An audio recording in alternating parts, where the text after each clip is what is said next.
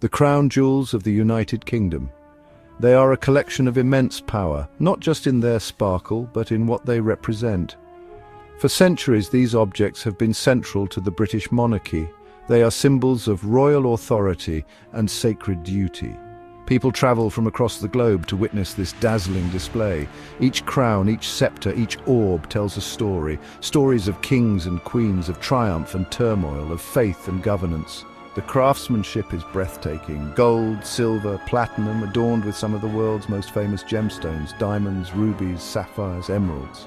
These objects have witnessed the crowning of monarchs, been part of solemn religious ceremonies, and graced great state occasions. This collection is unique, a working collection still used for its original purpose. To understand the crown jewels is to understand something of Britain itself.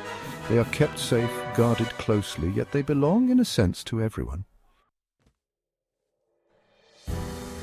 The story of the crown jewels is not one of unbroken peace. It is a dramatic tale, full of upheaval and even destruction. The original medieval regalia, rich in history, met a grim fate. In the 17th century, England was torn apart by civil war. King Charles I was executed. Oliver Cromwell and the parliamentarians came to power. Cromwell ordered the destruction of the old crown jewels.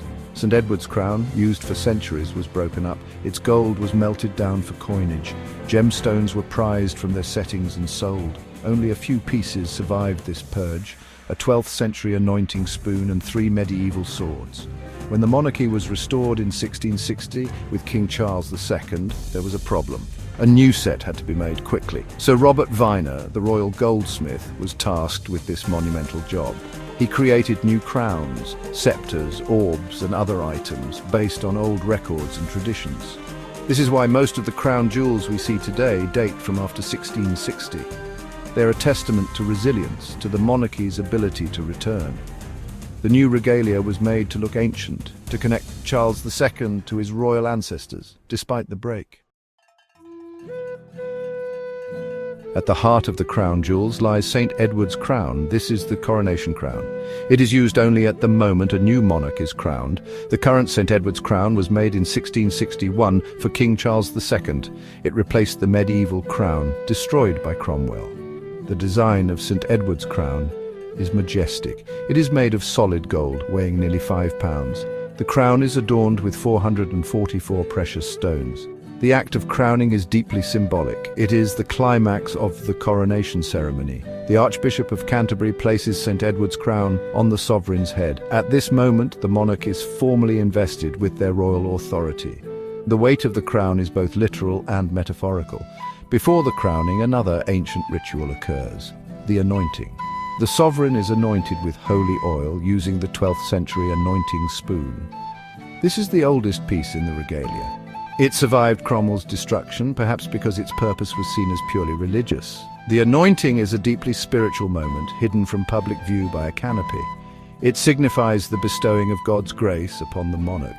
St. Edward's crown is then placed. The two acts are intertwined, sacred and royal power combined. The monarch is set apart, dedicated to the service of the people. While St. Edward's crown is used for the act of coronation itself, it is the imperial state crown that is seen more frequently. This is the crown the monarch wears when leaving Westminster Abbey after the coronation. It is also used for other formal occasions, such as the state opening of Parliament. The current imperial state crown was made in 1937 for King George VI. It is based on a design for Queen Victoria's crown made in 1838. The 1937 crown is lighter and more comfortable to wear than St. Edward's crown. It contains an astonishing array of historic gems, including 2,868 diamonds, 17 sapphires, 11 emeralds, and 269 pearls. Some of the most famous gems in the world adorn the imperial state crown. At the front, in the cross-patee, is the Black Prince's ruby. Below it sits the Cullinan II diamond, also known as the Second Star of Africa. St. Edward's sapphire is set in the center of the topmost cross. The imperial state crown represents the sovereignty of the monarch. Its dazzling appearance reinforces the majesty of the office, a constant reminder of the history and continuity of the crown. The story of the Cullinan diamond is legendary. It was the largest gem-quality rough diamond ever found, discovered in South Africa in 1905. It weighed an incredible 3,106 carats. The Transvaal colony government bought it. They presented it to King Edward VII in 1907. The task of cutting this colossal stone was immense. It was entrusted to Joseph Asher of Amsterdam. Asher eventually cleaved the stone into 9 major gems. The 2 largest stones are truly magnificent. Cullinan 1, also known as the Great Star of Africa, is the largest cut clear diamond in the world. It weighs 530.2 carats. This incredible gem is set at the head of the sovereign's scepter with cross. Cullinan 2, the second star of Africa, is the cushion-cut diamond. As mentioned, it adorns the imperial state crown. The sovereign's scepter with cross is a powerful symbol. It represents the monarch's temporal power. Another key item of regalia is the sovereign's orb. This golden globe is surmounted by a cross. It symbolizes the Christian world. The crown jewels are far more than just a collection of valuable objects. Their true worth lies beyond the carats and the gold. They represent the continuity of the British monarchy, an institution that has evolved over 1,000 years.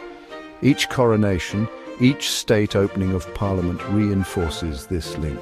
The jewels are a visible thread connecting the present monarch to their predecessors. They also embody the authority of the sovereign. Not personal authority, but the authority of the crown as an institution. The monarch is the head of state, and these jewels are the ultimate symbols of that office. When the monarch wears St. Edward's crown, or the imperial state crown, they're not just an individual, they are the embodiment of the nation's sovereignty. The crown jewels play a role in national identity. For many Britons, they are a source of pride, a reminder of a long and often dramatic history. They attract visitors from all over the world, contributing to the UK's cultural heritage and tourism. The pageantry associated with the jewels is unique. The religious significance should not be overlooked, especially in the context of the coronation. The regalia visually reinforces this role.